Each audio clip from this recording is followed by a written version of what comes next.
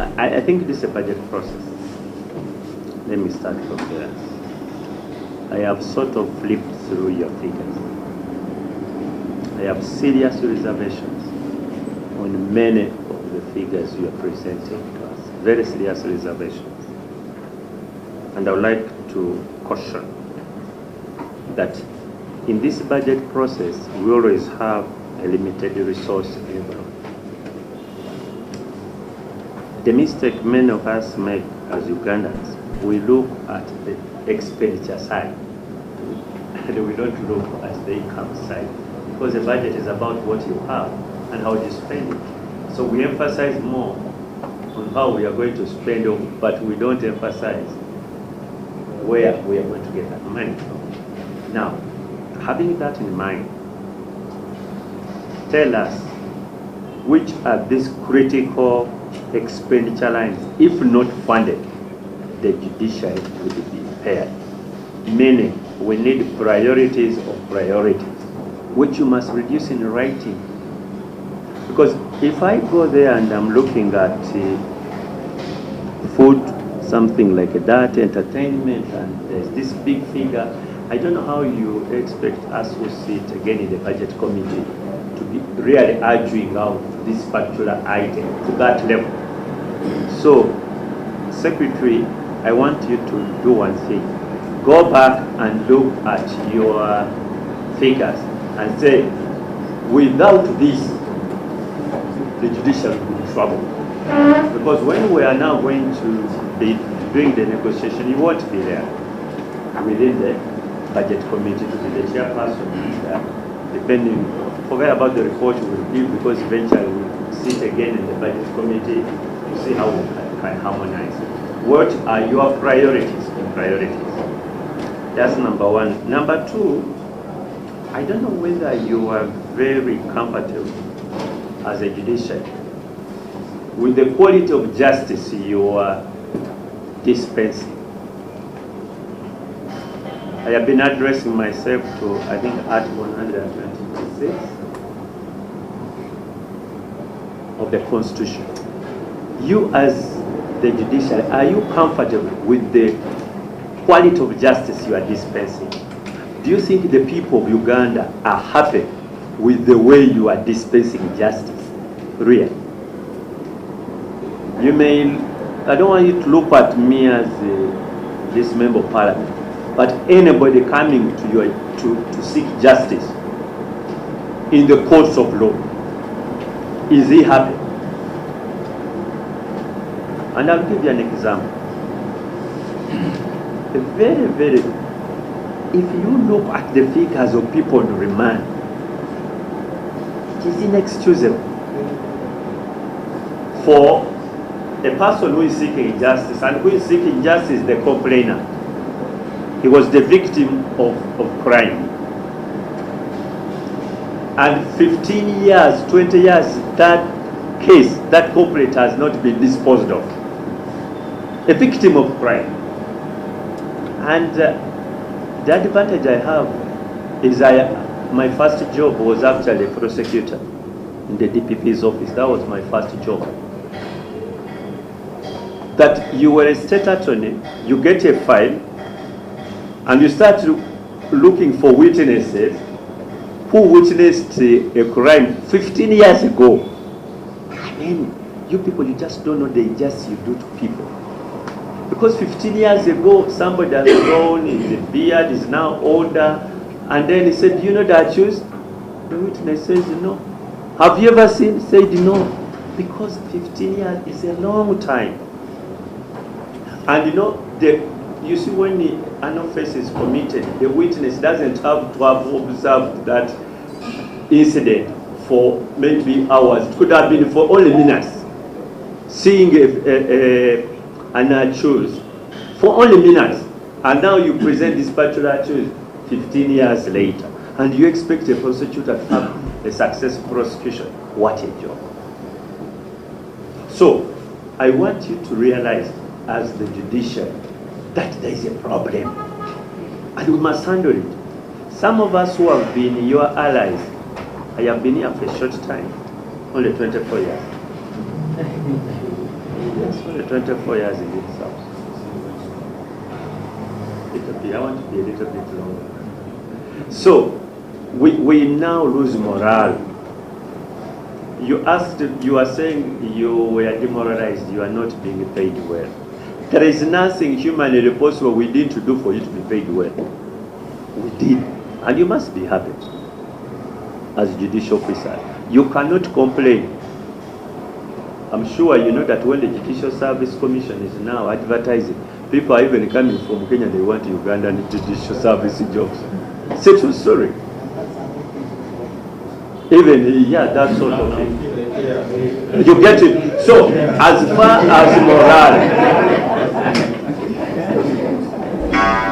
as morale, you have no excuse at all about emolument. We have done what it takes to make you people comfortable as far as emolument is concerned. 2, numbers. Every other time we're increasing the numbers. Even now we've just given them, we gave them the other day, so many judges. Even at the lower level we are doing the same. But what is the problem? Backlog, what is the problem? The average time to conclude a case is certainly way above a reasonable time. And the country cannot continue like this. Please, you need to come, go back to your chambers and say the people of Uganda are not happy. There are very few people who are happy with the way you people are dispensing justice. And I think it is so good. For those who have appeared in this committee, you know, this is the first time I speak like this. Because it's not excusable. For example, Mr. Jeremiah, do you know, there is this simplest thing called the bail. Bail. And somebody adjourns the case for 2 weeks to grant bail. This is madness. This is purely madness. It is not professional. It's not legal. It's not common sense. It's not. Take a decision whether you grant or not. Simple. The only thing you can do is, okay, let's look at it the following day. But you had done for 2 weeks to consider bail, or even more. What are we doing, gentlemen? And some of you people, we call you lordships, we call you worships. Actually, the some we have baptized them with names they are going to be buried with, called justice. Why are you justice when you cannot dispense justice? I think this message should be clear that this is how the people of Uganda are feeling. Don't be lied to yourselves. Judgment or notice. I think we now need to ban this by law. Take this message, we want to ban this by law. Litigants have got a right to know when you are going to deliver their judgment. You can't say judgment on a notice. You know what judgment on notice means? Or when I feel like, when I wish. A judge should be able to adjourn a case to a particular day for judgment. It creates a certainty for the litigants. It creates certainty for the advocates, knowing very well their judgment will be on a particular day. If that day the judgment is not ready, they come and you explain. Say, look here, I'm sorry, the judgment can't be ready. You come back on this particular day. But you cannot just say judgment or notice, and you sit for 6 months, 1 year without a judgment. And you say, I'm justice. I'm Justice Katuntu. You've taken a whole year to deliver judgment. Just imagine the uncertainty you are posing to the litigants. Because what the litigants do, they eventually go to the lawyers. Then the lawyers, with all these unesco things, maybe the judge wants this, maybe the clerk wants this. Now they start troubling clerks. Can you people there? You know what is happening? You know, because of that, there are so many unesco things that come on. Because there is that uncertainty. Why is the judge not delivering it, or a magistrate not delivering a judgment? Nobody knows. And lawyers are very uncomfortable to write because you may take it up to them to write and inquire when you are delivering judgment. The judge will say, well, if you want, I give it to you. And you know what you can do with that. So I think, Mr. Vigirimana, this message and the acting chief registrar should go clear that the public is not happy with your judgment or notice, and this is part of the backlog. Lastly, I could have spoken more and more because there are few. I have been in that place for quite a number of years, longer than I've been here.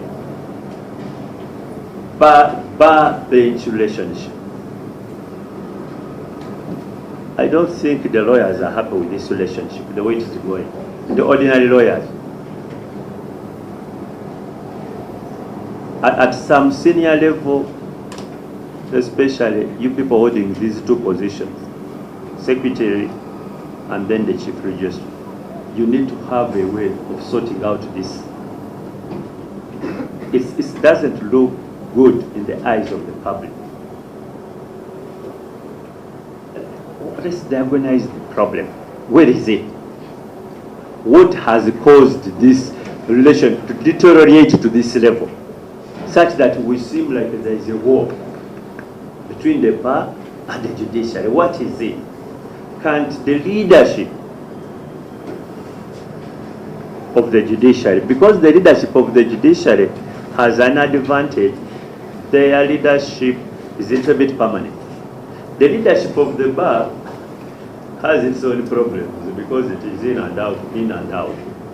So you must, maybe if you are having a problem with the leadership of the bar, you must find a way of resolving it through either leadership of the profession to engage the leadership of the bar and then the leadership of the bench to resolve this. Because it's not good. Obviously, sometimes the language itself is not like, when I was in the law school, I was never trained to use that sort of language. But these days, those who are born later than us, maybe it is all those who went to law school later. So, I think you two officers, you need to find a way of trying to sort out this. Because it's not good for our profession, it's not good for the sector. You must find a way of resolving it. It means, by the way, I don't have any solution. I don't know how you're going to do it, but you have to. How you are going to do it, that is your business, but you have to, because you have that responsibility. Is it going to be very easy? No. That I also know. It's not going to be very easy at all.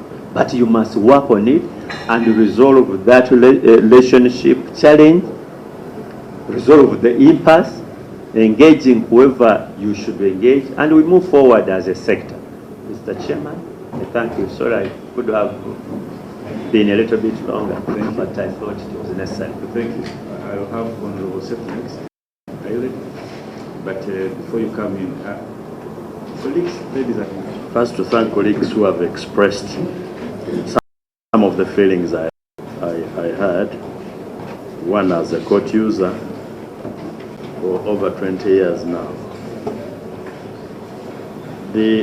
Let me commend the judiciary, first of all, for the decentralization of services. That you now have high court circuits across the country, and that Ugandans do not have to travel very long distances to access justice at a higher level in the event that they are not satisfied with justice at the lower level. But the first question relates to the quality of justice and personnel. You go to one judge, get this judgment, the following day you get another one, the precedent is different, in some cases even when the law is very clear. Personnel. One day I met the principal judge, back then, I will not mention which principal judge. And I said, oh, where did you deploy so-and-so? I said, he's there, that one. Oh. But you know, you don't allow me to fire, so I can't fire him. And I said, yeah, but you could deploy such people in places like judicial training. He said, oh, he goes and trains them how to do that. You know, then you get some of the best. You move them from the stations where we need them. Need them meaning they are the engines of that particular court or station.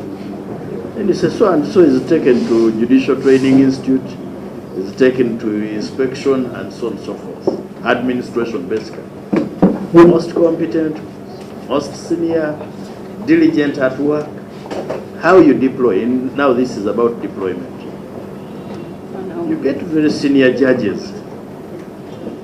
You deploy them to places that have literally no work. This explains part of the backlog. Again, part of the backlog, I think Honorable Dula and Honorable Katuntu mentioned something. At some point, Chief Justice Benjamin Odoki asked a question.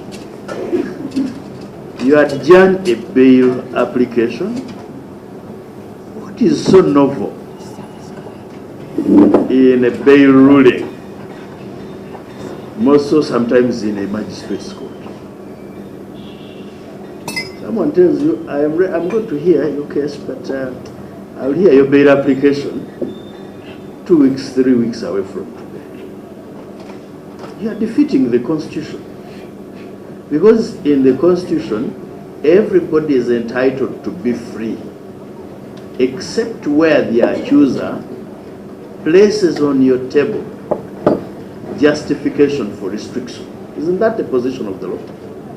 Every innocent person is entitled to freedom. Now, you're aiding the state to incarcerate somebody who is innocent until 2 weeks when that person will come to justify his freedom. I think it's unfair. So apart from the Constitution, you also, encroaching on the budget, because prison has a budget. And that's why they keep coming here to ask for supplementary. We budgeted for 70,000 remand prisoners.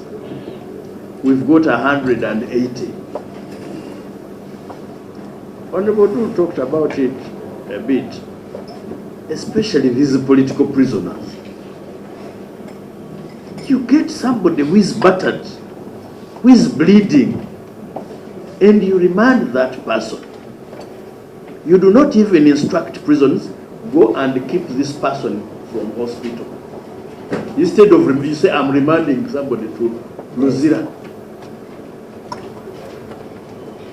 You know, just next door in Kenya, Kenyans went and burnt their parliament.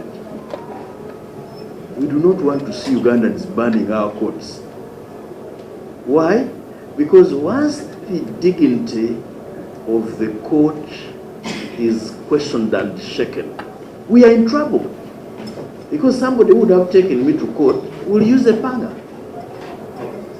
will resort to mob justice. Why I'm very passionate about bail is I have enjoyed bail for the last 16 years. Me, I'm on bail for 16 years. My daughter, who was not born, is 16 years. And when I go back to that court, they tell me, we cannot find the file. So I'm not discharged.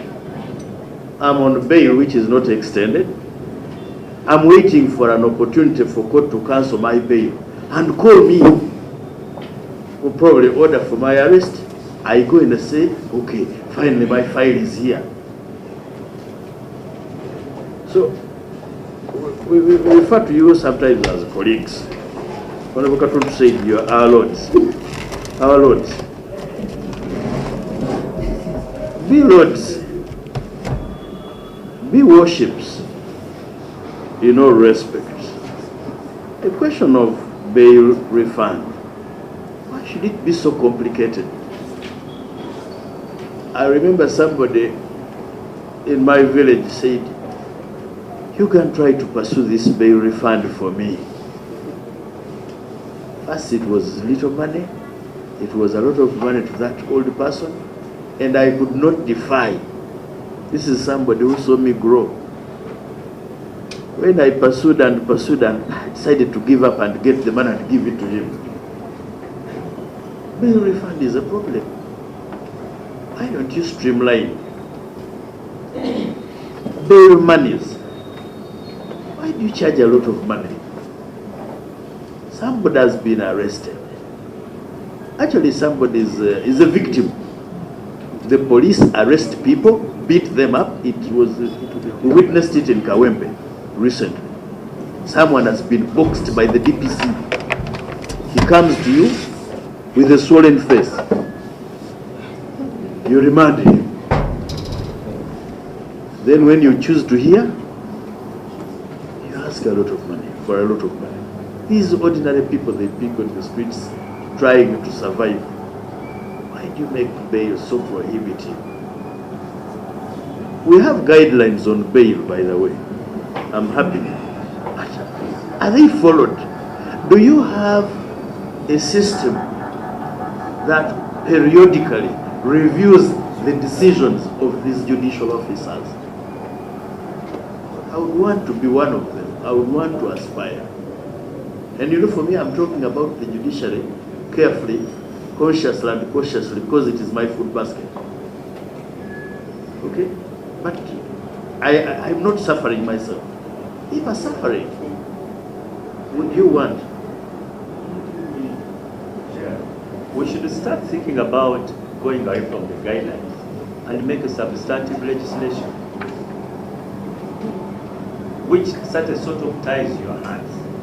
It is very unfortunate because you want a judicial officer to have the discretion to exercise it judiciously. But if like is faced with a fait accompli purely by the law, then so don't make the legislature go to that level because somehow you are not exercising that discretion properly. Unfortunately, if you did that, I'll take you to court, and they will rule that it is unconstitutional because you have tampered with their discretion. You can now see. Somebody offered, somebody said, I will help you cross the river. He said, but there's no river. Said, I will bring one. Now, and we are speaking this because we want our systems to improve. So the quality of personnel. At some point, I had a matter where I raised an objection.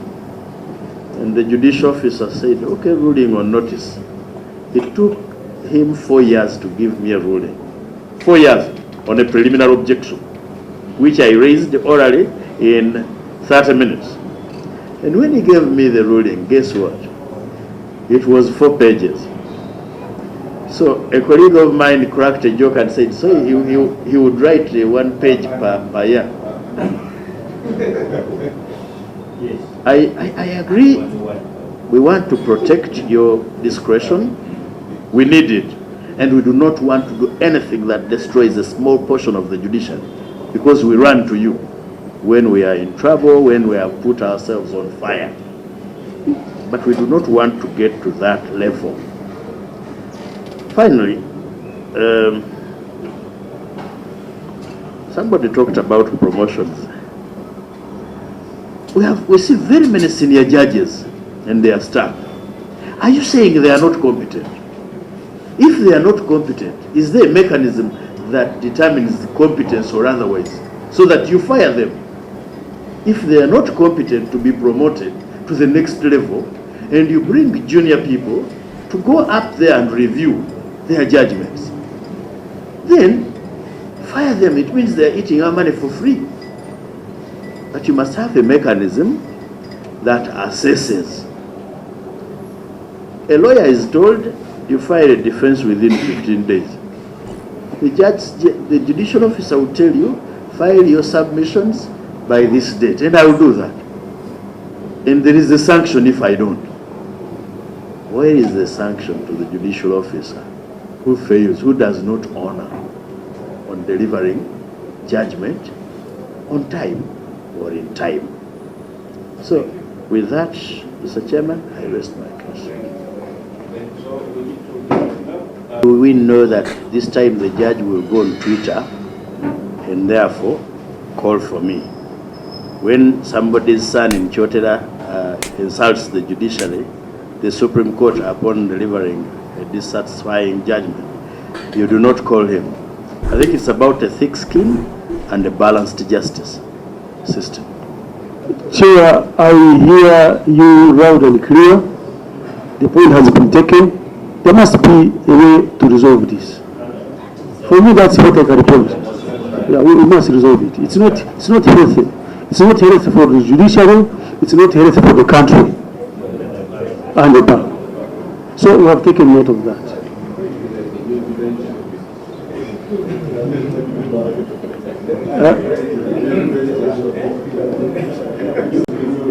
Mr. Chairman, can I continue? Mr. Chairman, there was also the issue of the cases. A case, and one of the cases was to do with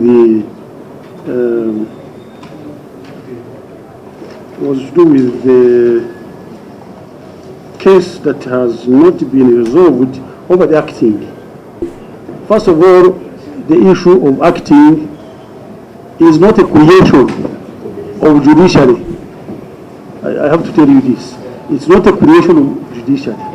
It was a creation by Judicial Service Commission as a way, as a system which should be used to evaluate performance of these judges. Some of us may not be comfortable with it like you are, but we cannot say much about this because this case is in court. It is in court. I think when I asked the question, I was not looking at the merits. And I cited it just one among so many cases. Like now Ssegona has mentioned, case file has disappeared. So my issue was, from my understanding that the judicial officer is this. You have taken wrong. Mr. Chairman, I will deliver the message. I'm not the one handling the case, but I will deliver the message. Now, on the issue of, I apologized and I want to apologize in this also. The issue of clients going to court, driving from here to Mbarara or from Mbarara to Kampala, and the case is really, it is very sad. I must agree with you. It's very sad. And we have taken note of this. We're going to help the Chief Justice or the Principal Judge to issue instructions to that effect. We cannot continue like this. If a case is not going to be heard, inform the parties so that they don't waste their fuel and their time. I agree with you.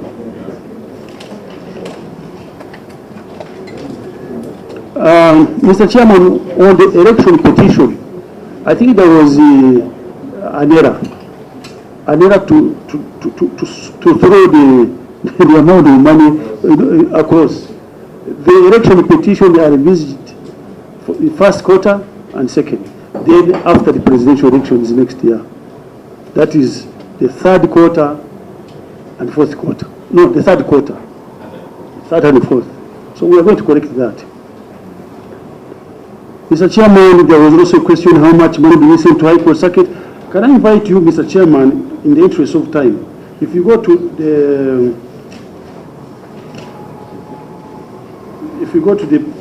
policy statement itself, you will see on page 57 the amount of money is indicated there, just to save time. And on the ex gratia, what are the? You talked about statutory provisions and this ex gratia. Mr. Chairman, this is provided for in the Administration of Judiciary Act. They are there. If you look at Schedule 2.3. Chair, due respect, I think my question was not the total amount sent. I wanted the disaggregation of that. Yes. I know it cannot be answered now here, but later when they go. in our response to be one of them, to show how much, we shall need. When we are giving you the priorities, which must be addressed, otherwise the house will be on fire, we shall put that one also. We shall comment on some of them before they put in writing. Now, Mr. Chairman, the list of judicial officers training, we shall also send that list. Now, staffing, some staff are not promoted. I don't want to agree that people are in a position and they are not transferred. I think we must have noted recently there was even a massive transfer of judges from one court to another, registrars, magistrates. It's been done. So, yes, I think before you came in. No, wait. I'm answering the transfers first, and then now vertical. Chair, the recruitment is done by the Judicial Service Commission. Judicial Service Commission is the one which carries out the assessment of the performance of the judicial officers. If for one reason or the other the judicial officer has got some issues, I don't think Judicial Service Commission will promote that person. The person, and promotion depends on the availability of vacancies anyway. And you have said that those who have been in positions for quite a long time and they have not been promoted. That question I cannot answer it, because that is judicial service. There are those who come in later and they cross over. It's not meaning the position, the vacancies fall at some point. If these senior judicial officers have got issues. Bringing an officer is a matter to do with the responsible officer. Disciplinary action can be in writing, it can be verbal, it can be to the Judicial Service Commission. I know that the responsible officers have taken action on these officers who have not been promoted. Maybe if you want to do their confidential files, you define why they are not being promoted. If they have issues today, tomorrow, and the other day, what are they doing in the judiciary? You are the one who said that getting an officer, judicial officer from the judiciary is next to impossible. No. Yes, it's next to impossible. So we could, do you know what they call Okurwaririza? You continue repeating and nursing.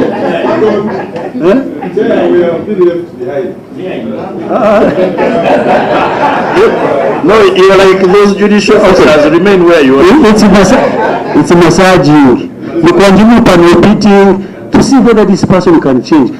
By, for example, transferring you from one place to another might be one way of seeing whether your performance in this position.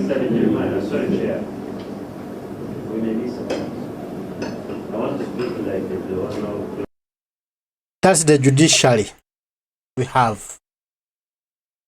Ssemakadde beba abalamuzi betulina n'ekitongole kyabwe bafu bwefufulufu ano babakuttemu parliament bakuttemu achoka parliament akabya amateeka kabakuttemu kabatereeze mu line basusse okwebuzaabuza basusse okuyisa emisango mu makooti abaana bali basibibwa tebateebwa tebaweebwa zibeiro beebuzaabuza beefuula bakabaka beefuula bakatonda kubanga babayita baloodi